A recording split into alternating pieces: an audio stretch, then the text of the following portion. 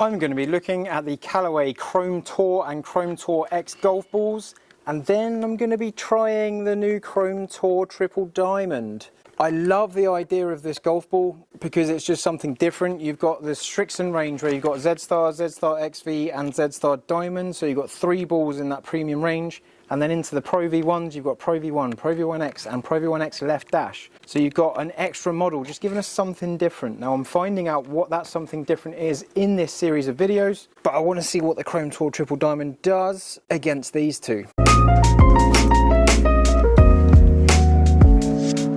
Right, let's kick things off with the Chrome Tour. Some might say a very good competitor to the Pro V1. Oh, not that one. My first shot's always awful. It's gone 200 yards though. Whee. That's more like it. Now I did see something interesting in the new 2025 Pro V1 golf balls with the 7-iron as well, because when the Chrome Tour first came out, every time I tested it, I would get more ball speed off the Chrome Tour compared to the Titleist Pro V1. They're saying that it has a more energetic core, and one of the big stories behind the Callaway Chrome Tour lineup is the consistency of manufacturing, and they're saying that they're taking out a lot of balls in the manufacturing process to only leave the good ones in there. So there may be quite a lot of wastage in that process, but they're trying to get the best balls for you when you buy them in the shops. Now I'm looking forward to getting this Chrome Tour toe-to-toe against the 2025 Pro V1, because I recently found something curiously interesting in the 7-iron test in the Titleist balls. Nice. I've always felt like the Chrome Tour does like squash and release off the face really well. The Chrome Soft, different ball, really launches off the face, but sometimes it's a little bit too low a spinning, so we don't quite get as much wedge spin with the Chrome Soft. But then the Chrome Tour is a good compromise if you want that sort of feel, but you want a little bit more control around the greens and spin into the greens with an iron. But if you want to see the Chrome Soft, just hit me up in the comments. Oh, that was terrible. Over 200 again, but not in a good way. Still 5,000 spin. Right, stop mucking around. Nice. All right, I've got 4 on the green there, 2 that need deleting. Chrome Tour X. Now the X is a harder ball than the Chrome Tour. Chrome Tour X, higher pitched. But I know what the Chrome Tour X does, and I really like it. Jump on the wedge test to sort of see the difference in it, because it performed in a different way. But I do want to push you to watch that video, because the more videos you watch when you've already watched one of my videos really helps the algorithm. Oh, that was thin. Come on, man, you're better than this. It is gone 9 o'clock. It's nearly my bedtime. There it is. Now, when I'm jumping from ball to ball, I do notice that harder feel. Once you've had a golf ball in the bag and you keep using that same golf ball, you probably won't go, oh, that's harder, because it just becomes normal.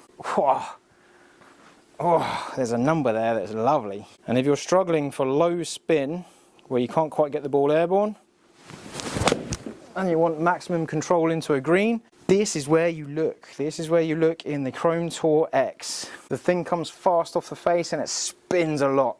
The difference in spin we'll see shortly in the results, but it definitely always impresses me when someone hasn't got enough spin. You go into this ball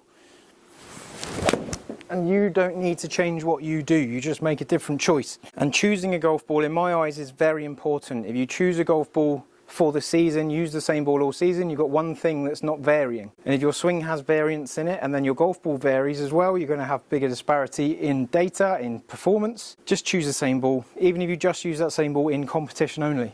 Let's go one more of these, and then I want to see what the Triple Diamond does. I want to see if it does something like the Left Dash. Beautiful. Drop and stop. Diamond. Triple Diamond. Ooh, so the Pro V1X Left Dash has bigger dimples, and when I see bigger dimples I link that to lower spin. But now I'm a little bit more informed than I used to be. Is it lower spin with a wedge, iron and driver, or is it lower spin with just the driver? Does it still spin a lot with an iron and sort of maintain control? Where is it? They're all in the same spot, look. That was the groove thin. Again, first shot's always bad. Not always, but I've hit that bad and it still carried 190. That still carried 189, and I did not strike that Ooh, peak height 103. What happens when I pure it? Oh, let's find out. Turned it over a little bit. That's my normal sort of pattern. 188, it's changed 1 yard. Ooh. And if I can get a good strike and a not quite strike to be 1 yard apart, I'm very, very happy. I value front to back yardages more than I do left to right direction.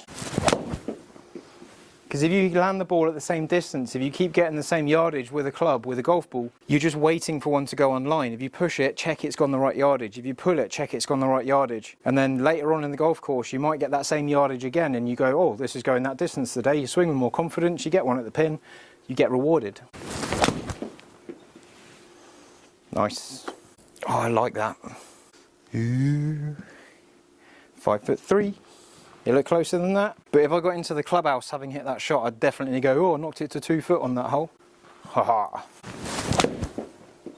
Yeah, it just feels left dashy. Feels like it proper compresses, feels like it proper launches. Even when I don't quite catch it, it's still launching, it's still going. It's hard to describe any deeper than that. I'm just gonna go one more with each golf ball.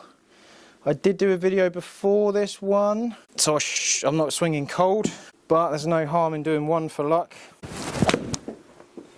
Munched it. Chrome Tour. Let's go Chrome Tour X. Yep, same strike. Beautiful. Are you gonna get close? Lovely. And then we go triple diamond.